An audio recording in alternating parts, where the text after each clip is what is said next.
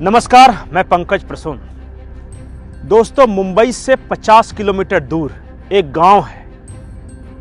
उस गांव का नाम है पडघा। वो आजाद मुल्क है। वो इस देश में आईएसआईएस की राजधानी है। वो पडघा नहीं है, वो अल शाम है। और ये बाज़ाब्ता डिक्लेयर कर दिया गया है। आजाद मुल्क मुंबई से 50 किलोमीटर दूर भिवंडी के पास एक गांव आजाद घोषित हो जाता है। वहां आईएसआईएस के आतंकी ट्रेनिंग लेते हैं और आपको पता भी नहीं चलता। कहानी हैरत अंगेज है, कहानी खौफनाक है, कहानी दिलचस्प है। पूरी कहानी हम आपको बताएं, लेकिन उससे पहले आप हमारे चैनल को सब्सक्राइब कर लें, इस वीडियो को लाइक कर लें। आज से करीब एक हफ्ते पहले की बात है। अचानक मुंबई से 50 किलोमीटर दूर कोंकण की ओर बढ़ेंगे तो एक भिवंडी इलाका आता है। और भिवंडी के पास एक छोटा सा गांव है, नाम है पडघा बोरीवली। उस गांव में 90% मुस्लिम आबादी रहती है। अचानक सुबह सुबह का वक्त है, 20 गाड़ियां धड़ाधड़ आके रुकती है। उसमें से 400 पुलिस के जवान सिविल ड्रेस में उतरते हैं। पूरे गांव की छापेमारी शुरू होती है और उन पुलिस जवानों के साथ एनआईए के अधिकारी हैं। और जब छापेमारी चलने लगी तो उस गांव से क्या निकलता है? पैलेस्टीन का झंडा, इजराइल का झंडा जो कि जलाने के लिए रखा था, हार्ड डिस्क, ड्रोन, 40 ड्रोन निकले हैं। 38 लाख रुपए एक उस शख्स के यहां जिसके घर खाने को बांधे हैं। कई आपत्तिजनक सामग्रियां, आईएसआईएस कैसे ट्रेनिंग देता है इसका एक पूरा पैटर्न चार्ट, यह सब कुछ उस गांव से निकला है जिस गांव के बारे में आसपास के लोगों को भी खबर नहीं था कि वो क्या चल रहा है वहां।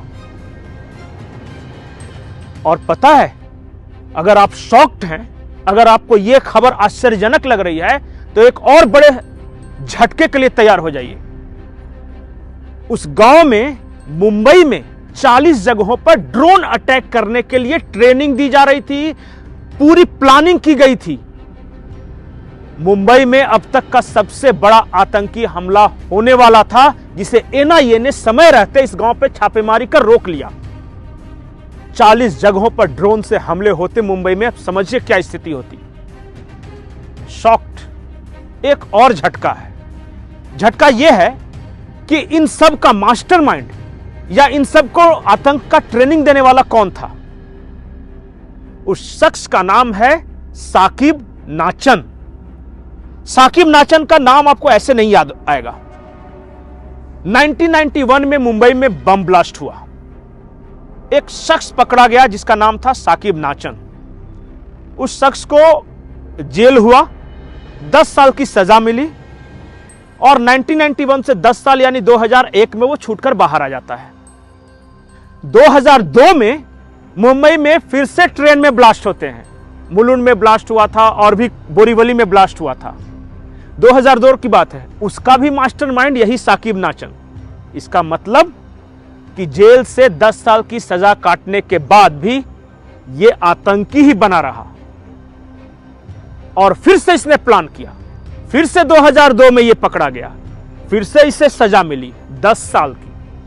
2017 में यह फिर बाहर आ गया और 2017 में बाहर आने के बाद 2023 के अंत में यह मुंबई में एक बहुत बड़े आतंकी हमले की प्लानिंग कर चुका था। ड्रोन से ट्रेनिंग दी गई थी, 40 जगहों पर हमले की योजना थी। आप सोचिए कि एनआईए अगर नहीं पकड़ता तो क्या हो सकता था। लेकिन सवाल यह है कि यह साकिब नाचन, यह चीज क्या है? साकिब नाचन वो चीज है जिसने इस देश में 10 से 12 लोगों को ब्रेन वॉश कर इराक और सीरिया भेजा ताकि आतंक की वो ट्रेनिंग ले सके। साकिब नाचन वो शख्स है जिसने इस देश में, भारत के अंदर आईएसआईएस का एक्सटेंडेड राजधानी बनाने की साजिश रची। एक गांव को राजधानी बना भी लिया, आतंक की राजधानी। अल शाम उस गांव का नाम रखा। अल शाम के बारे में अरब का यह शब्द है।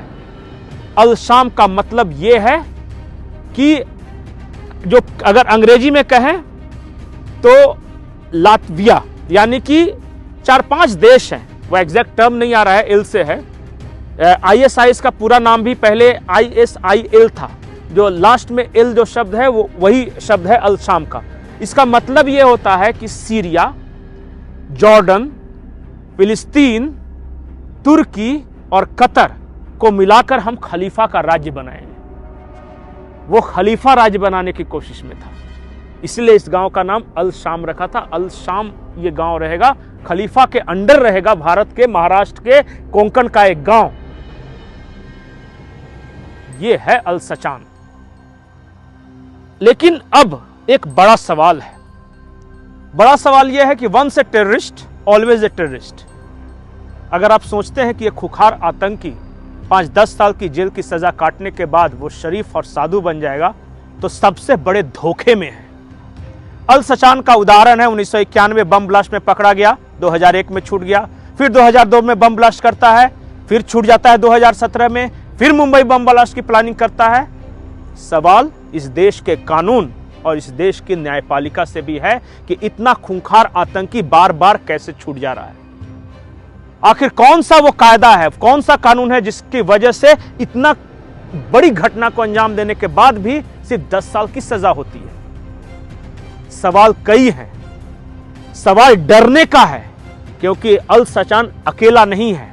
जो NIA ने जानकारी दी है उसके अनुसार 10 लोग ऐसे हैं जो कि अल सचान के पैटर्न पे काम कर रहे हैं, देश के अलग अलग हिस्सों में हैं, और इसी वजह से 40 जगहों पे छापेमारी हुई थी NIA की 1 हफ्ते पहले। जाकिर नाइक के भाषणों से ये लोग प्रेरणा लेते हैं। ये लोग बम बनाने में एक्सपर्ट हैं, ये लोग ट्रेनिंग देने में एक्सपर्ट हैं, ये लोग ब्रेन वॉश करने में एक्सपर्ट हैं। अगर फिर भी आपको लगता है कि इस देश का कानून नहीं बदलना चाहिए, ये जो ढर रहा है वही चलना चाहिए, न्यायपालिका ऐसे ही खूंखार आतंकियों को 10-10 साल पे छोड़ती रहे, तो फिर तो इस देश का भगवान ही मालिक है। नमस्कार।